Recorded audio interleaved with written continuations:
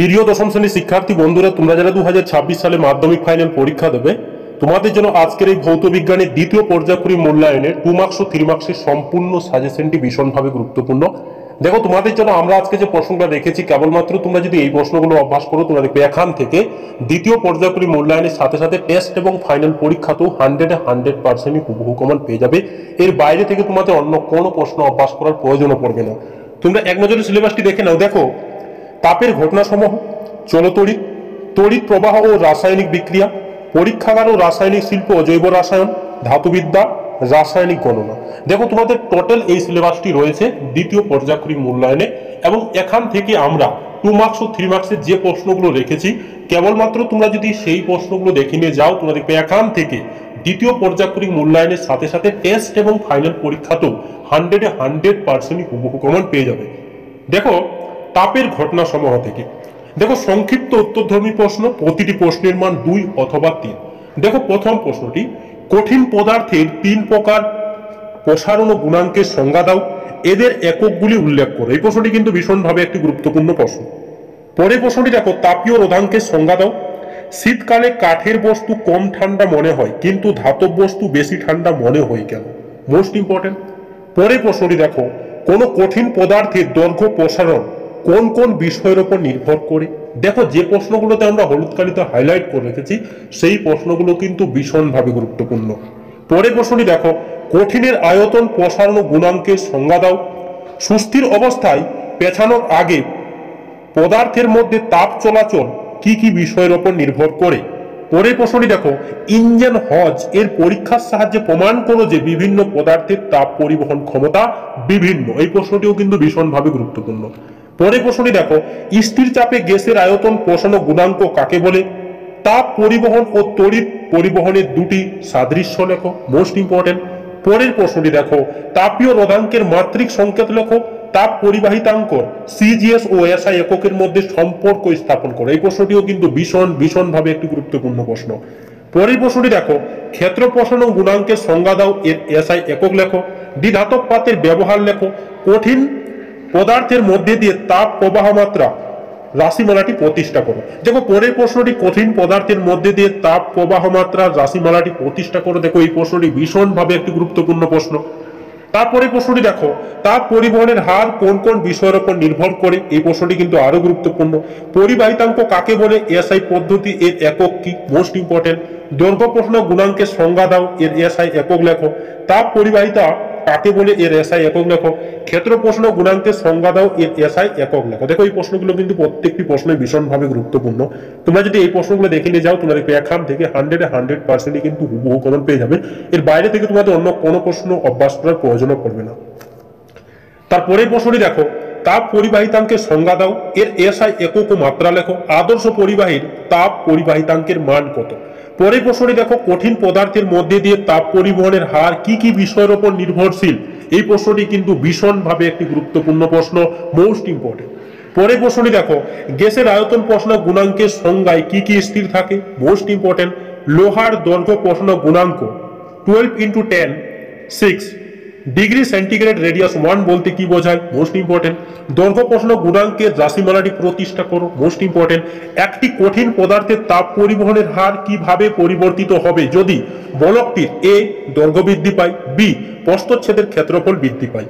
পরের প্রশ্নটি দেখো, তরলের আপাত প্রসারণ গুণাঙ্ক কাকে বলে? গ্যাসের ক্ষেত্রে আপাত প্রসারণ গুণাঙ্ক হয় না কেন?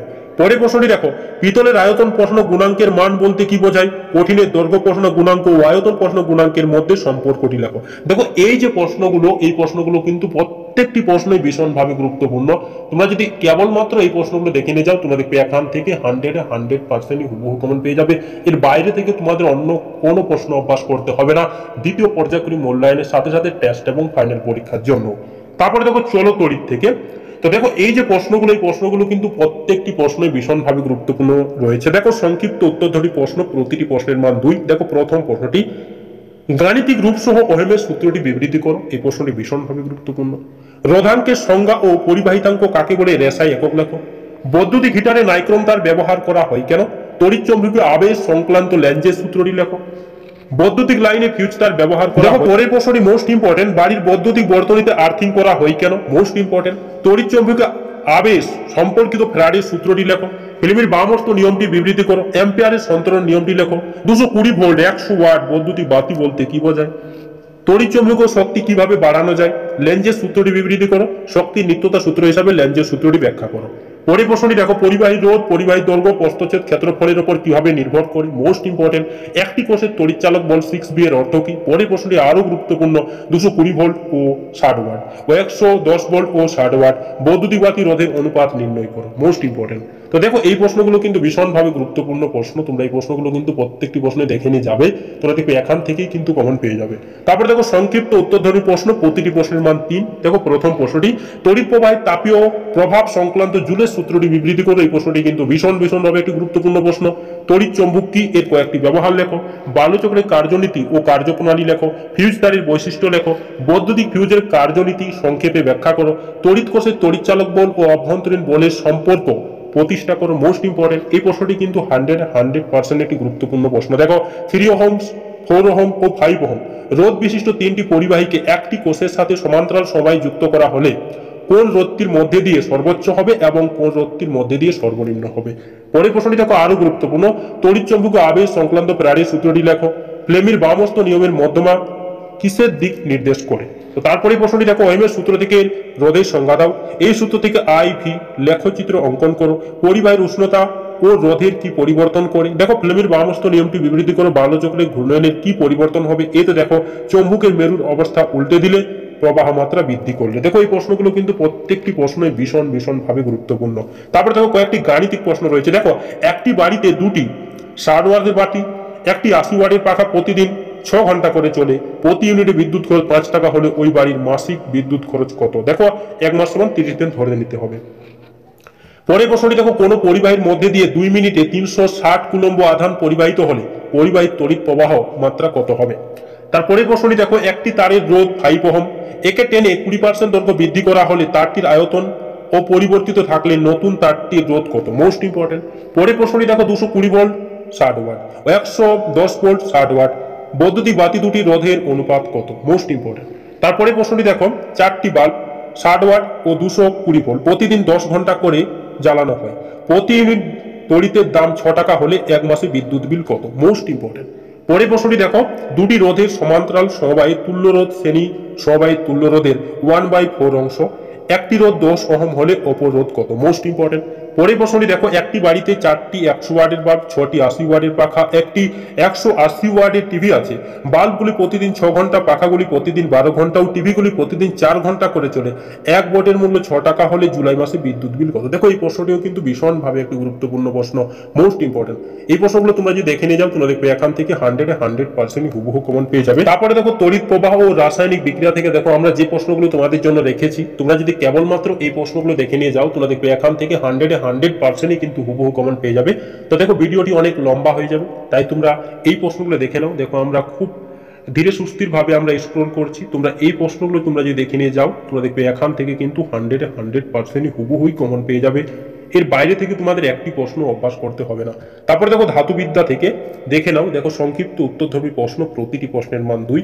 দেখো এই প্রশ্নগুলো কিন্তু প্রত্যেকটি প্রশ্নই ভীষণভাবে গুরুত্বপূর্ণ রয়েছে। তোমরা যদি কেবলমাত্র এই প্রশ্নগুলো দেখে নিয়ে যাও, তোমরা দেখবে এখান থেকে 100% হুবহু কমন পেয়ে যাবে। এর বাইরে থেকে তোমাদের একটি প্রশ্ন অভ্যাস করতে হবে না। তারপরে দেখো পরীক্ষাগার ও রাসায়নিক শিল্প অজৈব রসায়ন থেকে দেখে নাও। দেখো এই প্রশ্নগুলো কিন্তু 100% গুরুত্বপূর্ণ। তোমরা এই প্রশ্নগুলো কেবলমাত্র যদি দেখে নিয়ে যাও, তোমরা দেখবে এখান থেকে 100% হুবহু কমন পেয়ে যাবে। এর বাইরে থেকে তোমাদের একটি প্রশ্ন অভ্যাস করতে হবে না। তারপরে দেখো রাসায়নিক গণনা থেকে দেখো এই প্রশ্নগুলো কিন্তু মোস্ট ইম্পর্টেন্ট। এই প্রশ্নগুলো তোমরা যদি দেখে নিয়ে যাও, তোমরা দেখবে এখান থেকেই 100% হুবহু কমন পেয়ে যাবে। এর বাইরে থেকে তোমাদের অন্য কোনো প্রশ্ন অভ্যাস করার প্রয়োজন পড়বে না। তো তোমাদের যদি ভিডিওটি ভালো লাগে, তাহলে নিশ্চয়ই চ্যানেলটাকে সাবস্ক্রাইব করে দেবে এবং একটি লাইক করতে নিশ্চয়ই ভুলবে না। ধন্যবাদ।